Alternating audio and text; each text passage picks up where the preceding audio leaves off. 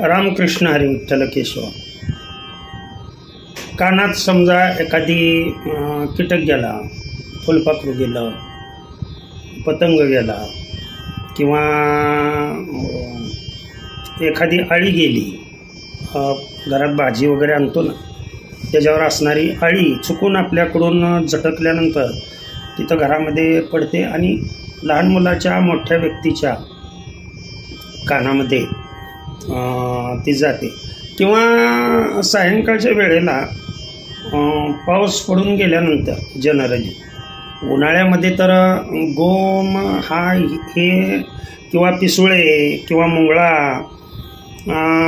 हे तर कायमस्वरूपी अगदी ठरलेले घरामध्ये असतात आणि हे घरामधले कीटक होल दिसल्यानंतर त्यातल्या त्यात कानाचं होल दिसल्यानंतर किंवा नाकाचं होल दिसल्यानंतर, नाकात गेलं तर शिंकरून काढता येईल, लक्षात आलं का तुमच्या? पण कानात गेलेलं ते कान शिंकरताही येत नाही ना. अडचण काय आहे ती पहा. डोळ्यात एखादी वस्तू गेली असेल तर ती डोळ्यातली वस्तू डोळा आपण चोळून काढू शकतो. पण कानात गेलेली माशी बी कधी कधी काय असतंय, म्हणजे कुठला पदार्थ जसे हंगाम बदलतील तशा पद्धतीनं कानामध्ये तुमच्या काही जाऊ शकेल. बरं, ते कानामध्ये जाऊ द्या, कानात गेल्यानंतर तिथनं पुढचा त्याचा कार्यक्रम फार मोठा आहे. लक्षात आलं का तुमच्या? ते आतमध्ये जाऊन आता तुमच्या कानात जर एखाद्याने थोडीशी काडी जरी घातली, लक्षात आलं का, तर तुमचा ब्रेन इतका ॲक्टिव्ह असतो, गुदगुद गुदगुद गुदगुद करतं, म्हणजे गुदगुल्या होतात. आणि त्याच्यामुळं लक्षात आलं का, लहान मुलं जी आहेत ना, ती लहान मुलं तर आता शिमगा होऊन गेला परंतु इतकी काही मोठ्यांदा ओरडतात आणि मग सगळेच घरातले घाबरून जातात. काय करावं काय नाही, चला डॉक्टरकडे उचला. तर अजिबातच नेऊ नका डॉक्टरकडे. तर घरच्या घरी मी विलास सांगतोय, लक्षात ठेवा. आणि विलास सर्वांना करता येणारा अतिशय सोपा विलास आहे. कानात गेलेला हा प्राणी तुमच्या कानाला काहीही करत नाही.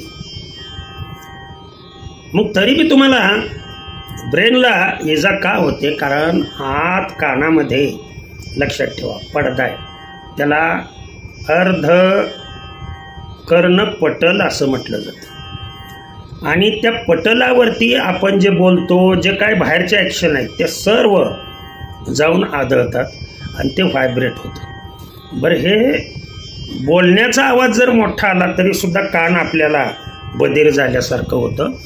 मग हा तर किडा आत गेल्यानंतर डायरेक्ट तो पायच त्याने ठेवलेला असतात आणि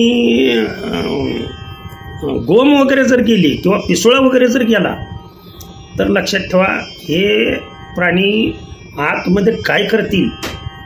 मेंदूकडे तर ते जाऊ शकत नाही कारण तिथं आडवा पडदा असतो. आणि असा प्रॉब्लेम कोणत्या व्यक्तीच्या ह्याच्यामध्ये येतो ते पहा, ज्यांचा कान फुटलेला आहे किंवा कानातून पदार्थ बाहेर येतोय, अशा व्यक्तींच्या बाबतीमध्ये हे जास्त घडतं. त्यातल्या त्यात लहान मुलांना किती जरी आपण तोंडावरून पांघरून घातलं तर ते उघडच पडलेलं असतं. मग ते पावसाळ्यामध्ये पाऊस पडून गेला की बाहेर अशी दिव्यावरती ते चिलटं वगैरे येतात. किंवा कुठेही असं घरामध्ये जरी आपण दिवा लावला, खिडकी उघडी असेल, त्यातून त्याला जंप, त्याचं आयुष्य किती असतं बघा गेलं 1 तास 2 तासाचं, त्याला जंप दिव्यावर प्रकाशावर त्याला जंप घ्यायची असते आणि ते घेता घेता तसंच ते खाली पडतं आणि आपण नकळत झोपी जातो आणि ते अचानक आपल्या कानात जातं आणि कानात गेल्यानंतर सर्व लोक घाबरतात. मग अशा वेळेला साधा सोपा उपाय सांगतोय. पहिलं, तेल कोणतंही घालायचं नाहीये. पहिली महत्त्वाची गोष्ट, तुम्ही तेल घातलं की तो किडा तुमचा बाहेर येऊ शकत नाही, कीटक बाहेर येऊ शकत नाही. हे महत्त्वाची गोष्ट लक्षात ठेवा.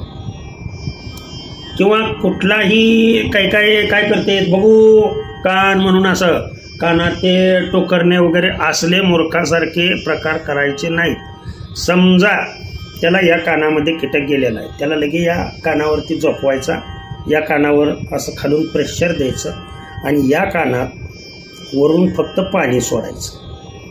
कान हा पूर्ण आतला भाग पूर्ण भरेपर्यंत पाणी वरनं थेंब थेंब थेंब थेंब पाणी सोडायचं. ते पाणी सोडलं की त्याला श्वासोश्वास घेता येत नाही त्या कीटकाला, आणि ते लगेच जिकडे श्वासोश्वास घेता येईल तिकडे ते पळतं, म्हणजे ते बाहेर येतं लगेच. आणि बाहेर आलं की आपण हाकलून लावायचं फक्त. लक्षात आलं का तुमच्या? नाही ते बाहेर आलं तर पाण्याने ज्या वेळेला कान तुम्ही गच्च भरता ते पाणी काय तुमच्या कानामध्ये जात नाही. पाण्याने ज्या वेळेला तुम्ही कान गच्च भरता त्यावेळेला त्याला एक तर ते आतमध्ये इकडं तिकडं हलण्याचा प्रयत्न करतं, तिकडं काही त्याला जाता येत नाही.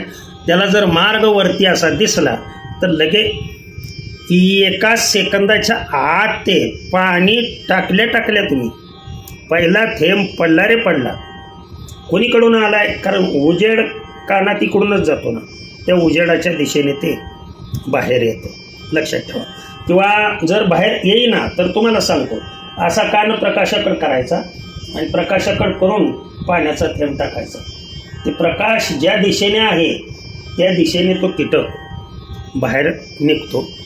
काहीही न करता अगदी साध्या सोप्या घरगुती इलाजाने, मग ती गोम असू द्या, पिसोळा असू द्या, ते तुमच्या कानात जाऊन चावत नाही. चावलं तरी काय होत नाही. तुमच्या माहितीसाठी सांगतो, लगेच तिथं गुदगुदू करायला लागलं, तो निघून गेल्यानंतर मग तो कान लगे असा पालथा करून ते पाणी बाहेर काढायचं. आपल्या ते कानात हे मिळतं ना, नाचकान म्हणतो त्याला, त्याच्या साहाय्याने पाणी आतलं काढायचं आणि मग नंतर त्या कानामध्ये तुम्ही खोबऱ्याचं तेल घालू शकता. ते निघाल्यानंतर बरं का, निघायच्या आत नव्हे. फक्त कोणीतरी काहीतरी घालून काडी घाल, कुठं काय कर, असले उद्योग करून त्या व्यक्तीचा कान बाद करून नका. साधी सोपी घरच्या घरी करता येणारी अशी मेथड, टेक्निक म्हणा, साधं सोपं मी तुम्हाला सांगितलं.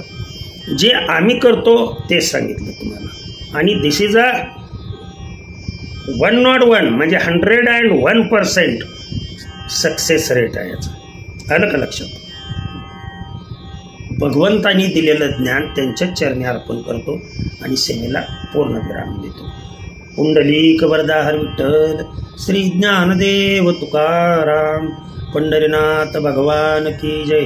अवधूत चिंतन श्री गुरुदेव दत्ता श्री स्वामी समर्थ योगीराज हरिहर महाराज की जय. विठ्ठला विठ्ठला विठ्ठला विठ्ठला विठ्ठला विठ्ठला.